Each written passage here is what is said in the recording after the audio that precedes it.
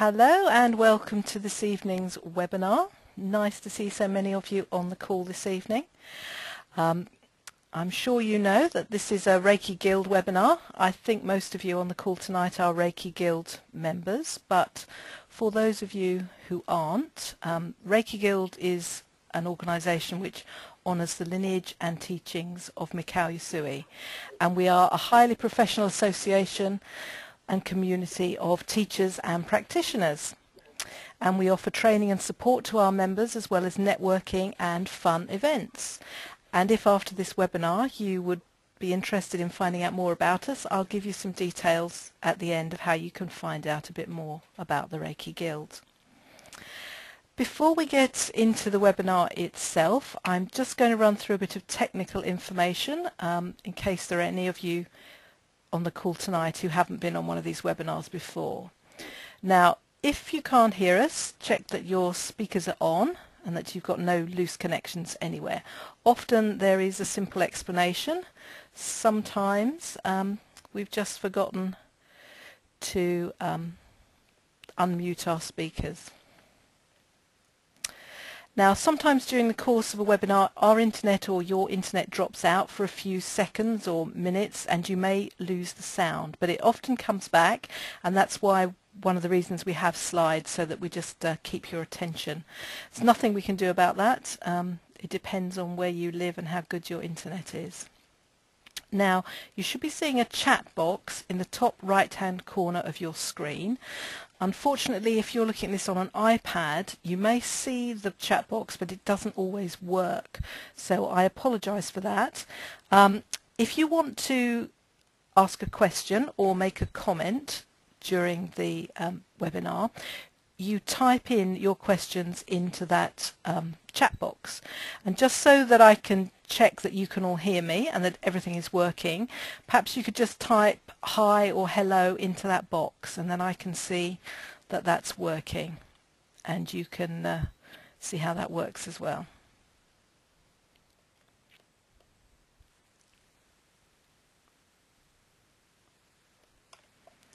Okay, I've just seen that you can't see my screen, so I've now turned my screen on. Okay.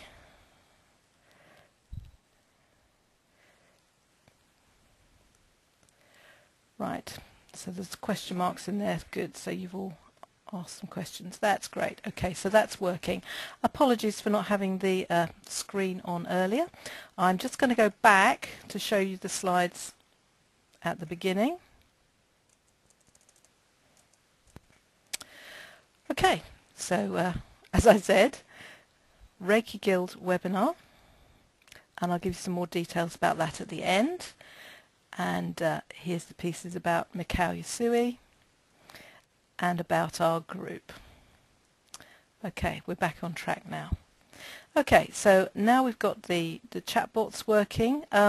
You can also raise your hand to attract my attention. There's a little yellow hand icon. It looks a bit like a glove. Again, you might want to, if you could all have a click on that so that I can see that that's all working as well. Great. Excellent. Okay. Now, obviously, I will be looking at those chat boxes and looking to see if anyone's trying to attract my attention. But because I'm also running the webinar, if I don't notice you straight away, my apologies in advance. I will get to you as soon as I can. Towards the end, we will also have some time for asking questions. If you've got headphones for your mic, you may find those helpful because we'll get a better quality of sound. We'll be able to hear your question more clearly if I open up the microphone to speak to you. It's not compulsory, but if you've got the headset, it just makes it a bit easier for everybody to hear. Okay. So this evening's webinar is about safeguarding. And with me this evening I've got Angela Chapman, who many of you know as the treasurer of the Reiki Guild. Angela was a teacher for 25 years, beginning with primary school, and then she moved on to special needs and behavioural issues children. ultimately she finished her career in the education sector with the Gypsy Traveller Education project here in Bromley. Now, Angela has been a Reiki practitioner since 2003 and a committee member of the Reiki Guild for the past 6 years. Now, currently she's chair of governors at a local school and she has responsibility for special needs and child protection. Now, as a school governor with responsibility for child protection, Angela has to attend a safeguarding course every 2 years. The focus is on the child, obviously, because she's in a school, she's a school governor, but a lot of things about how staff need to protect themselves from allegations of misconduct are covered in the safeguarding courses. And of course, a lot of things that apply to children also apply to vulnerable adults, and some of you may be seeing children in the course of your Reiki work. So the Reiki Guild felt that information in this area would be relevant to our members. So I'm going to bring in Angela now, and we're going to talk about some of the things that might apply to you. I will be keeping an eye on the questions and comments, so if you do want to bring anything up, just type in your question into the box and I can put that to Angela. Right, so first we're going to look at the area of potential misunderstanding. So, hello Angela. Angela. Oops. Let me just take Angela off of mute now. Right, unmuted you, Angela. Yep, sorry, I had you muted. Unmuted. Yeah, you're unmuted now. In case I jumped in when I shouldn't have done. No, that's fine. No, I could hear some background noise, so I muted you because there was something going on somewhere. So here we are. So handing over to you now for explaining to us a bit about potential misunderstanding. The main difficulty that people are going to have is that it's going to be on a one-to-one situation. So if there are any allegations, it's going to be a patient versus the practitioner. Mm-hmm. You need to be very careful that you are not having any misunderstandings at the very beginning. Mm-hmm. You need to say exactly what Reiki is, that it can be hands-on or hands-off. Mm-hmm. And it would be in your best interest to have something in the information work that you have, the information sheet that you have at the very beginning when you're taking client details, to have a small sentence that says, I understand that there may be some touching involved. You have to say that it's going to be away from any personal areas, and that they agree or don't agree for hands-on. Mm-hmm. Because otherwise you could get somebody saying, I told you I didn't want to be touched. If they have signed it and said, yes, that is fine, as long as you are touching me away from private body areas. Mm-hmm. You can even have something to add that people don't like their feet being touched, or they don't want their head touched. Something you can add that's specific. Mm-hmm. And once they've agreed to that, get them just to initial that little section, because then they're not going to say, I didn't think you were going to touch me, but you have. Mm-hmm. Now, at one point, Louise, you said that some people feel pressure, even though all your treatment is hands-off. Mm-hmm. If you explain to people that it is just the Reiki being channeled and that's what they can feel, the energy rather than your hands, and say, are you still happy with that? Mm-hmm. Then again, a little initial just for saying, realizes that there will be no hands-on but may feel. Mm-hmm. It's just to make sure that somebody can't turn around and say, you told me you weren't touching me, you did touch me. Mm-hmm. Because it's very tricky when you're only one-to-one. Yes, and I think I said the other day that sometimes you hear or you see people describe Reiki as Reiki massage, and obviously you and I know that that's not what it is, but you may get a client coming to you who thinks that it is some kind of massage. Well, you'd have to say it would be massage with Reiki, so that they know that a pure Reiki treatment will not be massage at all, and then say that you only remove your shoes and outdoor clothing, so that there will be no skin-to-skin contact. And also, if they want to have a massage, then you will be covered by your other insurance and understanding that this is a massage treatment with Reiki. But there can be misunderstandings, as you said, that people think they have to remove their clothing, and they don't, but you can get yourself into serious trouble. Yeah, and it's just allegations. Absolutely. And, you know, maybe this is something that you need to bring up when somebody actually first books their appointment, that you make sure they know what Reiki involves before they even get to you. Well, people come for Reiki not understanding. Oh, you could say, sort of, why are you here? What do you understand that Reiki is? Why, not just why have you come for treatment? Why have you come for Reiki? Say, look, you know, this isn't spiritual healing. It isn't a massage session, and explain that's what it is, and it can be without touching at all. Okay, right. That's the first thing we're looking at. Okay, have I gone forward too many? Right. Okay, now we're going to look a bit about the safety of the practitioner themselves, as well as the safety of the clients, because you know, we always think that safeguarding is about children or vulnerable adults, you know, making sure that nothing happens to our clients. But of course, as we've just said, you know, there are opportunities for misunderstanding when people might make allegations against the practitioner. So perhaps you can just say a little bit about that for us.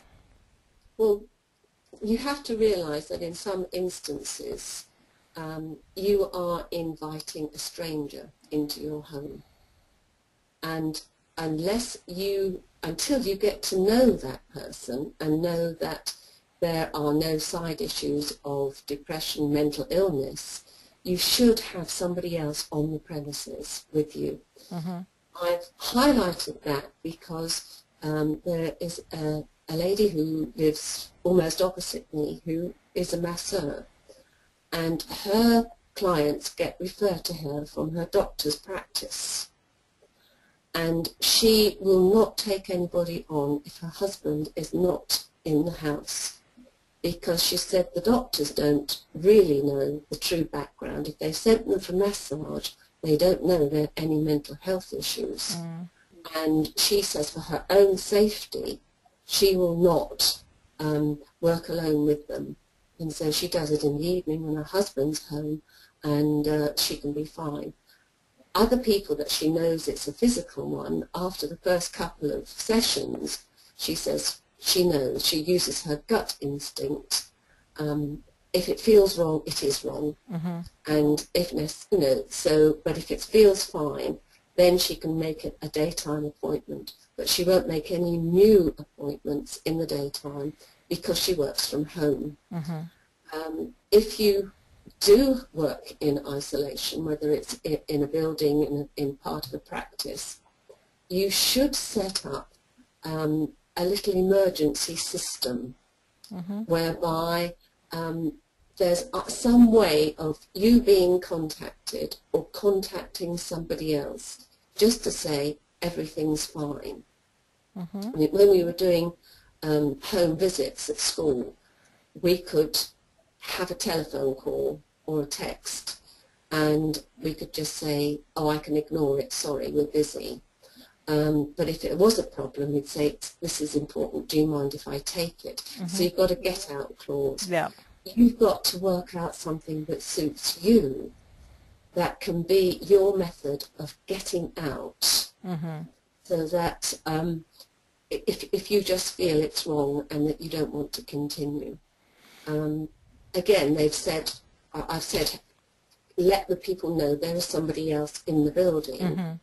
It could be, oh, my partner's just come home from work, but we won't be interrupted, or and say why they're there.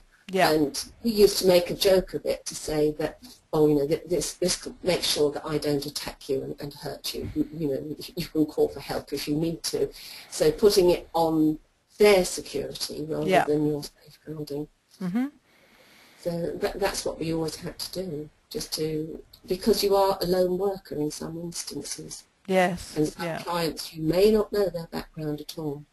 No, I mean, that's just common sense, isn't it? But sometimes you feel someone calls you to make an appointment and they seem like a nice person, but as you say, there are lots of people with mental health problems that you wouldn't necessarily know, and people tend to be a bit cagey about telling you if they have got mental health issues. So, you wouldn't necessarily know that there was going to be a problem. I mean, certainly I've had clients who it's been several appointments before I've actually found out quite how serious their mental health issues were, and it's you simply don't know. So it really is just a question of not taking any risks, because as you say, it's going to be one person's word against yours. And unfortunately, with the practices now that the lawyers have, injury lawyers for you, no win, no fee, you're in a very difficult situation. Yeah. And also, it strengthens your insurance if you have taken out certain precautions. Yeah, absolutely. So this is what we do. Should it happen, I've done it. Yeah, absolutely. So the next thing we've got on here is, what could you do, again, to minimise opportunities for allegations? And so we've talked a bit about, having someone else on the premises, but there are also things that you could do, even if there are people on the premises. Well, the focus, I've said dress appropriately because that was something that was instilled in us as teachers, that especially when you're going into secondary schools, that when hormone levels, with boys in particular, but also with girls, are shooting up and down, that you make sure that you are covered up and also look professional. So if you are giving a Reiki treatment, part of my training was try and look like a professional, that you dress appropriately, short sleeves, no low cut necklines, because you could be leaning over somebody. Because then again, allegations can be made. She led me on, he encouraged me. Yeah. He gave me the wrong impression. Whereas if you're looking like a professional, then you're halfway there. And I mean, if you look like a nurse or a dentist assistant, it doesn't really matter. But as long as, that's the sort of professional dress that is recommended, then nobody can misinterpret, what you might be saying, or what they can interpret. Yeah, absolutely. But I should put in there that, you shouldn't go the other extreme and be wearing anything that suggests you might actually be a medical professional. So, no, that's true. Yeah, absolutely. Be careful about what you'd wear. Yeah, but you don't have to wear, a beautician's top or anything like that. But as you say, just look like a smart teacher might, or someone working in an office. But there isn't a uniform. No, but no. There needs to be an awareness that somebody could misinterpret the way you're dressed. Absolutely. It's safeguarding. Definitely. We always have the door ajar when you're alone with an individual.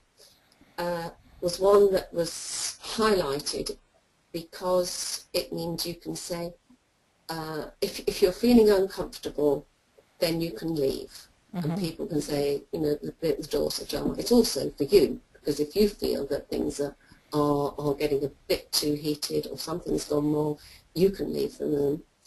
Don't have a key in the door, so that people can either think you are going to lock them in, or they could lock you in.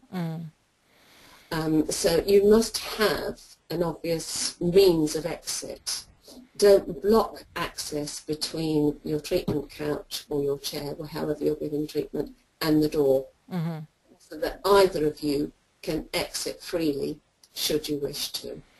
Yeah, and I think that's a very good point, because when we talked about what we were going to say this evening, I did say to you that I do have a key in the door of my the room I use, but it's on the outside because I've let myself in.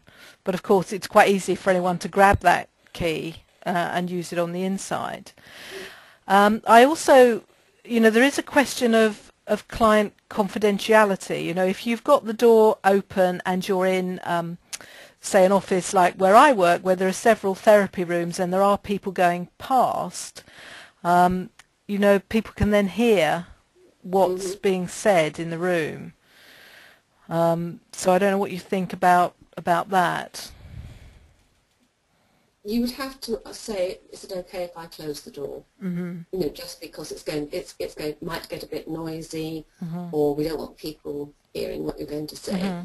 But sort of realise that you are just closing the door, mm-hmm. so that it's not locked. Just say, I'll just push it very gently, so that everything's fine. And then obviously it depends on your own situation and what your decision is.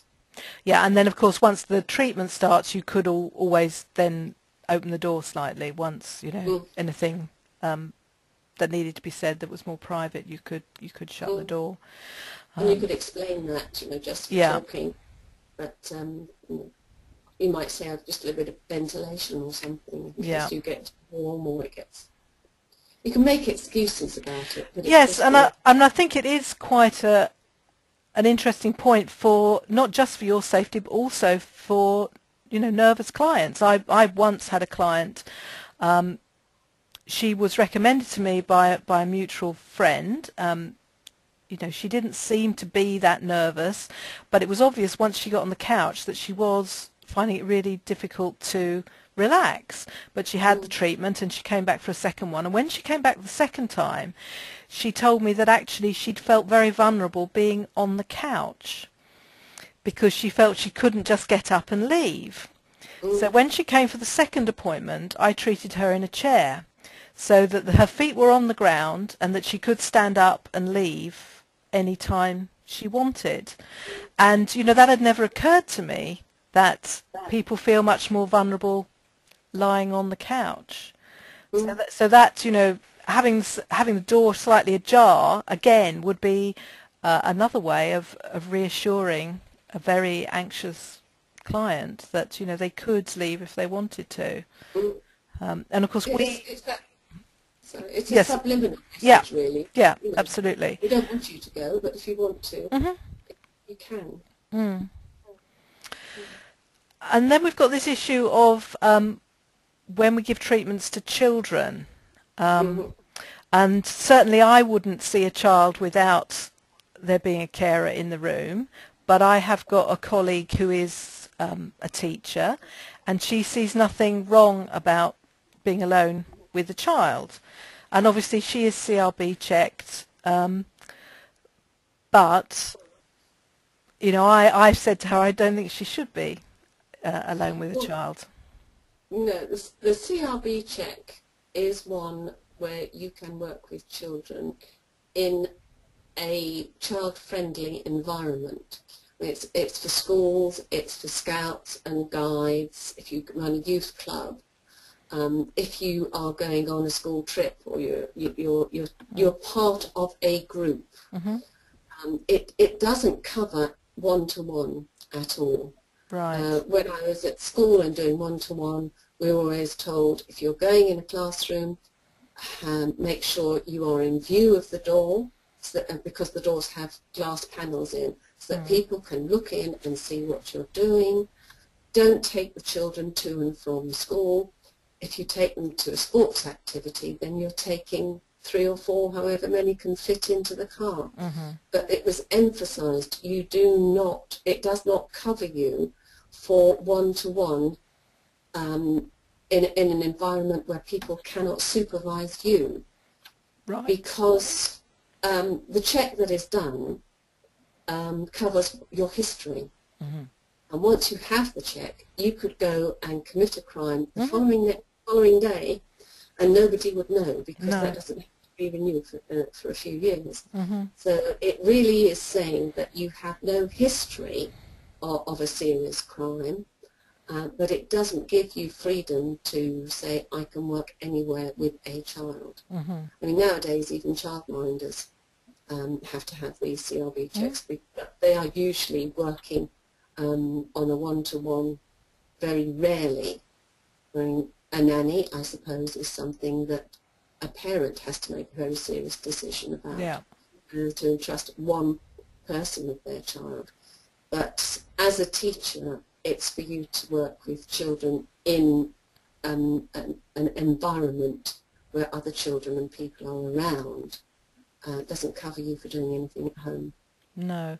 And when we discussed this topic last week, when we were preparing the webinar, Angela, I was very surprised when you told me that young people are regarded as children up to the age of 19.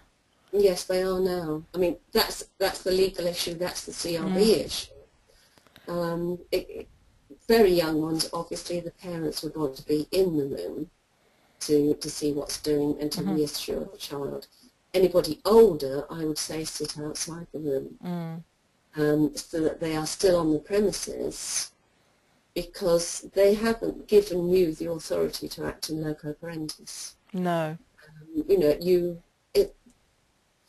very few younger people go to a practitioner on their own. They could be transported and dropped off. It may be that after the first treatment, when you've asked the carer, the guardian, the parent to stay for an older child, you then say, how do you feel about leaving your child with me, and get the parental consent for that, rather than presume that because they're a teenager they're okay.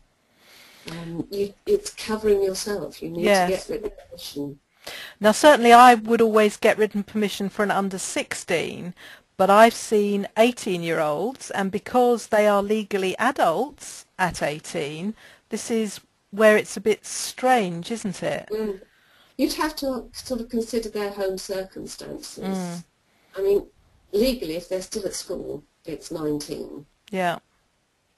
If they've left school and they've taken responsibility for themselves at college, then you could just sort of say to them, do you want me to get permission, or do you think it will be okay? Or even, can I have a little permission from your parents to say, or if they've left home, they're living independently, just say, I need to check that because you are 17, 18, you're quite happy to be respected as a young adult, and I don't need permission. It's a case of playing it by ear. It's just with vulnerable young people, you have got to be very, very careful. Yes, I mean, this is, I assume this is coming with the new safeguarding legislation, because also the school leaving age has been put up, hasn't it? Yes. So it's, I always find in the UK this is really peculiar, this age between 16 and 18, where for lots of things young people are considered to be adults, but others they're not. And we have this sort of mix and match of what you can do at certain ages. It just seems, really strange. You can be married at 16, but you're not legally an adult. It seems very odd. Home. Yeah. So it does all seem a bit odd. Now, these things you mentioned vulnerable adults there, and of course all these things that we've talked about here would apply to vulnerable adults. Yes. And I've had these conversations before about what constitutes a vulnerable adult, and certainly when we were discussing the previous child protection legislation, it was thought that the definition of a vulnerable adult was anyone who was actually getting treatment. So while you were in your dentist chair having dental treatment, you would be considered a vulnerable adult. Is there something different in the new legislation? No, you are vulnerable, because if you've put yourself into somebody's hands and you have to trust that they are acting in your best interest. I'm taking it again from my training, which is on the education side, that vulnerable adults are young people who will need to be in care till the age of 24. Right. Now, whether that's supervised care or care in the home, or who will need to have special college placement for training purposes, that's how they're considered sort of vulnerable adults. But as you say, if somebody is having Reiki treatment and falls asleep or relaxes so intently, you are placing them in a vulnerable position. Yeah, absolutely. It's very tricky. Yeah, absolutely. Okay. So, I mean, some of these slides kind of overlap each other, but you know, we're kind of thinking that people should actually look at the way they practice if they are seeing clients, and you know, what sort of changes should people make to their practice. So, you know, we've spoken about making sure you dress appropriately, making sure that you don't see a client for the first time in a place where there's nobody else in the building. We didn't talk about chaperones. We said something about chaperones actually when we did the run through for this last week, because I think, you know, if you feel vulnerable, you can always have a chaperone in the room. Oh, yes. Or if your client feels vulnerable, they can have someone else in the room with them, can't they? Yes. I've certainly seen elderly people who I think would definitely be counted as vulnerable adults. I've on several occasions seen elderly people with their daughter in the room who's brought them, and you know, they say, "Oh, shall I go away?" And I say, "No, I think, you know, stay in the room with us." And of course they often benefit from being in the room while the Reiki treatment's happening anyway, because they're going to feel calmer and more peaceful for being in that room. So I often encourage people to stay when I'm seeing a client, because often they're caring for that person and they're under a lot of stress and strain themselves. But it's also an added safeguard to have someone else in the room. So I don't know whether anybody on the call has got any questions or comments at that point. I mean, whether you've been looking at this now and whether you're wondering whether there's some changes you should make to the way that you practice. I'll just have a quick look through. If you've got a question or a query about this, you can either type a question into the box or put your hand up. Adrian and Margot, your hands have been up for a long time and I can't put them down. Could you put your own hands down, Margot and Adrian, and then I'll know if somebody's put their hand up anew. Your hands have been up right since the beginning and I can't get them down. If you click on it again, your hands should go down. I do sometimes have this, that the hands get stuck on. Adrian, your hand is still stuck on. Okay, I've got one question here. Okay, now Sophie says she works alone. Now Sophie's saying, on the occasions that I treat men, not often, I ask them to get a woman to refer them to me. And Sophie's saying that she works alone from home. That's a good idea, to get a female perspective. I would still have somebody around for that very first treatment. Yeah, I have to say I would as well, Sophie. Or else maybe just for that first appointment, you know, rent a therapy room somewhere where there will be people about, just to be on the safe side. I work in a practice with a couple of other therapists, and if one of us has got a new man that we haven't seen before, another one of us will often go and be in the building, because you really you just don't know, and it's better to be safe than sorry. You know, you may have a friend who's more than happy to just come round and just be in the house that first time. You know, it's very unlikely that anything's going to happen, but you know, it's someone you've never met before, someone you don't know, and the second appointment you may be absolutely perfectly happy to see them on your own, but just to have someone in the house that first time. I also know coaches, for instance, who always make their first appointment in a coffee shop, so that they're in a public space when they, obviously that's not something you can do for Reiki treatment, but you might want to meet them in a public space first, just to have a little chat about what it is they're looking for and to see whether you're the right person for them. You know, and you could do your form filling in at that point and then see them later for the treatment, and that way you'd kind of check them out beforehand, so that, you know, there are lots of ways around it, and I think because we're in the business of helping people, we can sometimes be a bit too trusting. And forget to help yourself. Absolutely, yeah, and help yourself first is always the motto. And the other thing is too, you could have, if you've got a friend, a neighbour in for the first treatment, and you feel very comfortable and you think, yes, this is okay, you don't need to tell the client that there won't be somebody there the next time. Yeah, absolutely. I had a friend, she's not a Reiki practitioner, she does another therapy, but she often used to have the radio on or the television on in another room, so that it did sound like there was somebody else in the house.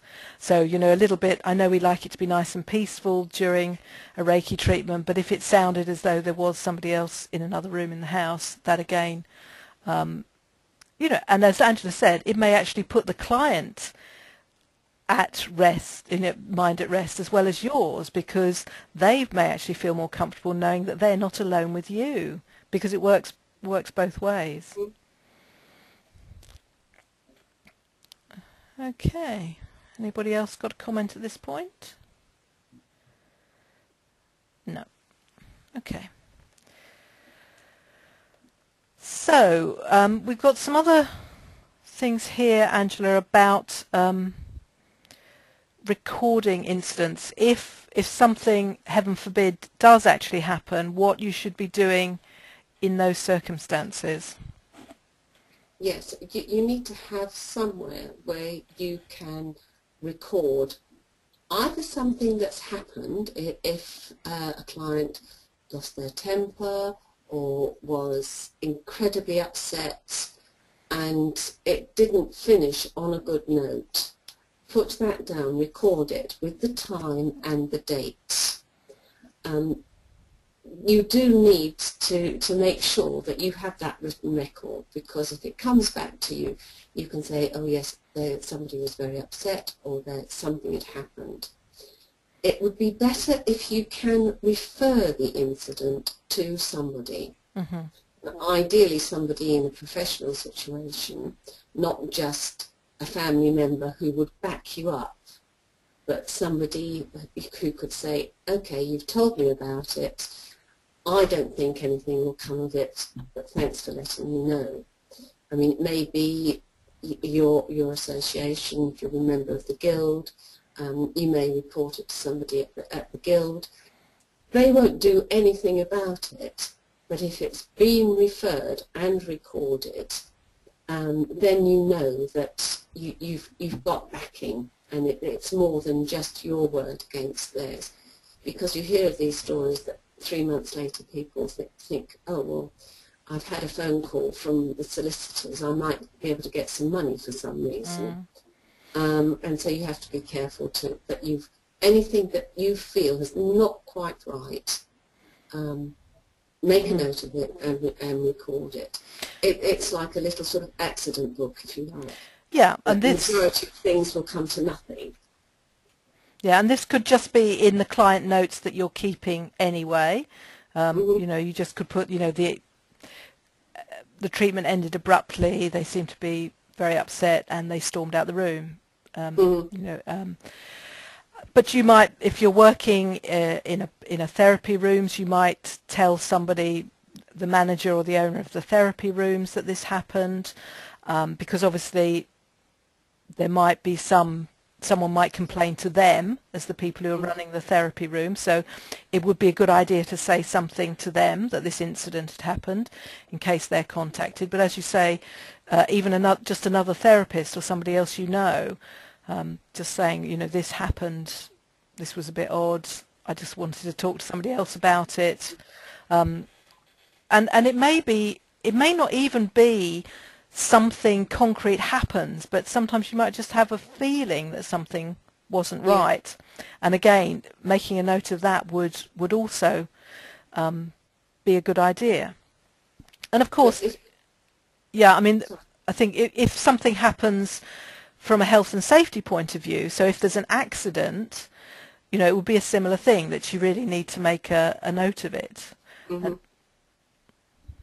Yes, as we said before, if somebody trips over your carpet, or bruises themselves, or falls down the stairs, that is a health and safety issue, and you must record that.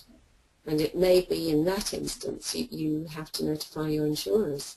Yeah. And say there has been an accident, the person seems okay, I'll get back to you if it goes any further. Because of course, you know, somebody might leave and say, no, everything's fine, and then, as you say, a few weeks later you may get a complaint, because although they've said at the time that they were fine, they might not feel fine later, or they might talk to a friend, or they might turn it over in their mind and decide that actually they weren't happy with the way things went. So, you know, it is really important to record everything, and to tell somebody else. It doesn't have to be in great detail, because it's something that will jog your memory of the incident. And the other time is if people get really distressed because they released something that they've been holding on to for some time. Make a note of that, because if other people see them coming out of your practice in tears, or having been sort of tearful, then rumours can go. If you know, oh no, it was as a result, it was, you know, she feels better after that release, and there isn't a problem, because other people can stir things just as easily. Oh yes, yes. No, I mean, I one of my Reiki students had a treatment from somebody, and she felt really unwell after the Reiki treatment. In fact, had to sit in her car for some considerable time afterwards. And again, you know, if anybody seeing her after that would thought, well, you know, that's not right, is it? You know, that she should be in that state. So, yeah, you know, you do. Well, you have a duty of care as well to your clients, that you know, if something happens, that you can do something about as well. But again, it's worth noting, you know, she felt very unwell after the treatment. She sat in the waiting room for some time before she went home. She seemed fine when she left. You know, that sort of thing, as you say, is worth recording in case there's any comeback later. And you've dated it. Yeah. So you know exactly when it happened. Yes, because, you know, it might be months later when something comes up and you can't necessarily remember what happened, or when it was, you know. So it is important. It's more when it was, because the actual issue is confidential. Yeah. But the time that they say that this was this incident, then you can say yes, okay. You can then recall what you need to. Yeah. But as I said at the end here, you use your intuition. If everything's fine, just make a note. Everything went well. If it isn't, make a note of the little things or the big things that happen. And again, if you're giving treatment and you feel uncomfortable, then you end it early, and find a way of saying, you know, I'm sorry, I don't think it's going to work today, or, you know, I have other things on my mind. I'm not concentrating. Can we finish early? So you blame yourself, Yeah. but without saying, I got a funny feeling about you. I don't want to continue. Yeah. But it has to be one where you say, look, I can't charge you for this because we're finishing early. When I'm in a better frame of mind, perhaps we can get back together. And then, if they insist on making an appointment, then you can cancel later. Yeah, and of course, you don't have to give a Reiki treatment to anybody that you don't want to. No. It's not, you're not a compulsory Reiki practitioner. If you don't feel comfortable with somebody, you don't have to work with them. And there will be some reason why you don't feel comfortable with them. And for your own safety, just don't go ahead with it. And as Angela said, yeah, absolutely. And as Angela said, may say you don't feel well, or some reason make it about you that you can't do it, and get out of that situation. Okay, now I think that probably is, yeah. Well, we've come to the end of the slides that we had. And of course, if you've got any further comments or questions, Angela has very kindly said you can contact her, and that's her email there, angelachapman@hotmail.co.uk. And if you could just mark emails safeguarding so that she knows what it's about, otherwise she'll just delete you and she won't reply to you because she's like that. So obviously if you're listening to the recording rather than on here live, if anything occurs to you when you're watching the recording, you can contact Angela, or of course you can also contact the Reiki Guild office with any questions or queries you may have. So we have got some time left now, so if anybody has now thought of a burning question or would like to make any comments, I can open up for that. So does anybody have any more questions or comments?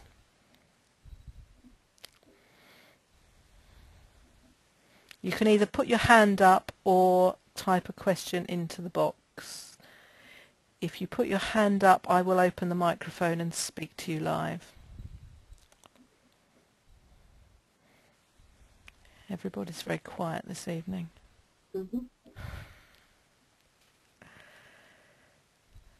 Well, the idea is that we've raised awareness. Okay, well, Adrian's got her hand up. I'm going to open the line to Adrian. Adrian, I've opened your mic. Are you there? I am. She's there. I just want to thank Angela for a well thought out discussion tonight. It is very well received. I really don't think people really think about what they're doing or how they're doing it, and this, I think, really opens all our eyes. Great, thank you, Adrian. I'm going to mute you again, and Ivan, I'm going to open the line to you. Ivan. Good evening, Hi, Ivan. can you hear me? Yes, I can. Good evening. Good evening. Well, thank both you, Louise and Angela. Very interesting, very informative, and it's very good to have these things highlighted. My comment is the Reiki Guild treatment consent form should really be brought to people's minds because it covers a number of the things that have been highlighted. For instance, the first one is, I have been advised that if I suspect I have a medical condition, it's about people sharing the right information. But, so really, it's not just that, but really the consent form that lays out the fact that people, their body is respected, and the terms and conditions really of their treatment. Because I think this is what Angela particularly was trying to highlight, that both parties should clearly understand what the terms and conditions of the contract are for their treatment, and that it applies to both sides. both the practitioner and the client have a responsibility. Yeah, absolutely. Thank you. Definitely. Lovely. Thank you very much for those that contribution, Ivan. The consent form, is that available now on the website if people haven't seen that? Yes, it's. I'm saying yes. Certainly Adrian would know, but certainly... Well, maybe contact the office. So if anybody's interested in that, I'm going to suggest that they contact the office. Yeah, I'm sure it is. Okay, lovely. I'm sure that's where I downloaded it from. Lovely. Thank you, Ivan. Okay, I've got a comment here from Larissa. Larissa says, excellent, a very good, well-structured session. A lot has been covered that I haven't thought about. Thank you.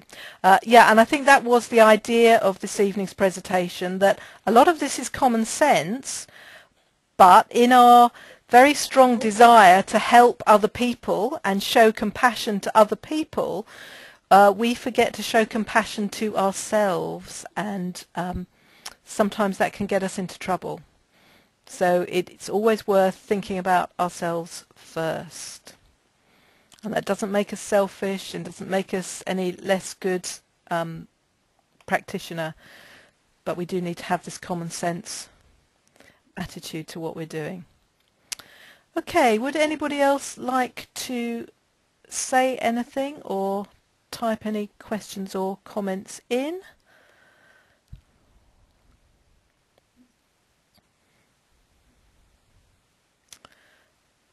Okay, if not, thank you for joining us this evening, and as I've said, Angela's more than willing to answer any questions or take any comments on her email address, or else go through the Reiki Guild office at the info at the Reiki Guild email address there.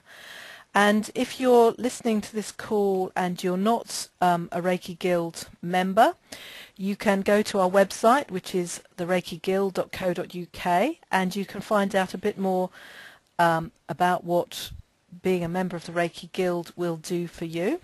Or you can call the office on that number, 0208 462 1224. But again, those numbers are on the website. So, last chance for anybody want to put their hand up. Oh, Adrian's got a hand up again. Okay, I'm just unmuting you, Adrian. Did you want to say something else? Okay. Yeah. What I was going to say is that the sheet that Ivan was talking about, it goes into the welcome pack. Oh, okay. When a new member becomes, and that's the only time we do it. We're hoping they make copies and they use it, but we only send them out in the welcome packs of new members. Okay, but if somebody on this call wanted it, if they emailed the office could then send them a copy, couldn't they? Absolutely. Yeah. Absolutely. Okay. Okay, so that's good. We can get access to those. And it may be that some people like me, I've been a member for a very long time, so I may not have seen that. I mean, I do have a consent form that I've been using for years, but this may be a new improved version that I haven't seen. Yes, so, it is. Yeah, so, it is. So I better email the office so I can take a look at that as well. Okay, so that's what you need to do. If you want to have a look at that consent form, email the office and get a look at that new consent form, because I suspect there are quite a lot of people who have been members for quite a few years, and so it's been a long time since they had a welcome pack. So I'm just going to unmute you. I'm going to mute you again, Adrian. Thank you for that. Oh, there is just one more question down there. Right. How do I get a recording of the next webinar on April the 7th, as I have to work on April the 7th? This is a webinar that is just for teachers in the Reiki Guild, and I will send out the recording. Everybody who registers for these webinars, for any of our webinars, I obviously have your emails when you register, so once you're registered, if you don't, well, even if you do watch live, I send everybody who registers for the webinar a recording of the webinar. So if you can't be here at the day and time of any of our webinars and you want to listen to the recording, you still need to register, and I'm not offended when you don't turn up live. I just send you out the recording usually the next day as soon as I've got it sorted out. So don't worry about that. You will get the recording, and of course if you've got any questions on the topic and you know in advance that you've got a question about a given topic, if you send in the question to me, which my contact details are usually on the registration, if you send in the question to me, I can ask the question during the webinar, and so then when you get the recording you will still hear your question being answered. So there are ways round all this if you can't be on our webinars live. Okay.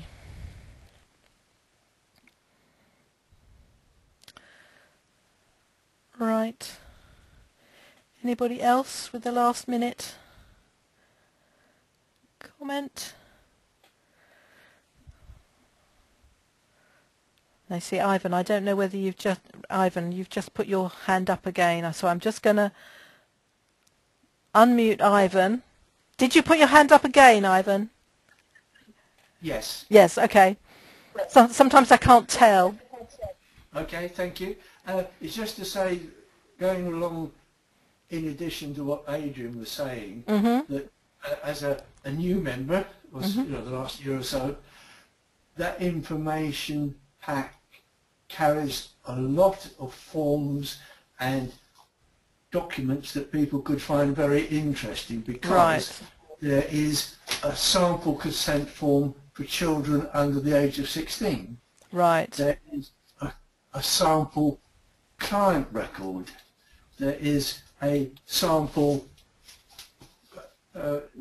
record of treatments, and so it's all laid out for people that who haven't got the documentation. It gives them a lot of documents that they can look at and maybe alter for themselves, but it gives them the basics that they need for maintaining the records in their practice, and it shows you the important things that they need to be able to record that they've said to their client, and also they record details of their treatment, and it's all set out. And the little box you could put, if there'd been a slight problem, you could make a note, and that could, that is your reference, and it keeps it all in the same place. But just these documents are obviously contact the Reiki Guild. Okay, yeah, that's helpful. Thank you for that, Ivan. Sounds like there's more than one form we need to get a look at then. I may actually ask the office if we can put all those forms together in one place, so that people who are on this webinar or who have registered for this webinar, I may be able to make those documents available at a Dropbox link. So I'm just going to make a note to speak to the office about, because I won't remember by the morning, and see if I can make all those forms available to everyone who's been on this call, because it'll be quite easy to set that up. So I'm just going to unmute Adrian, because I think I think your hand went up again, Adrian. Did it? The only thing I was going to say is we'll be there on Thursday. Okay. If you want to call in. Yep. Okay. That's fine. Okay. We're just coming up to 9 o'clock. Look at that. That's very good timing. And Angela was worried that we wouldn't be able to go for an hour, you see. Just shows you what happens when you're having fun. Okay, so thank you very much, Angela, for doing that for us and coming up with all those great ideas, and being with us this evening, even though you were a reluctant techno person. Well, you're not a reluctant technophobe, you are a technophobe. Yes. So despite that, we were all right on the night. So thank you everyone who listened live, and if you're listening to the recording, thank you to you too. And thank you, Angela, and we'll see you in a couple of months back on our next webinar. So good night.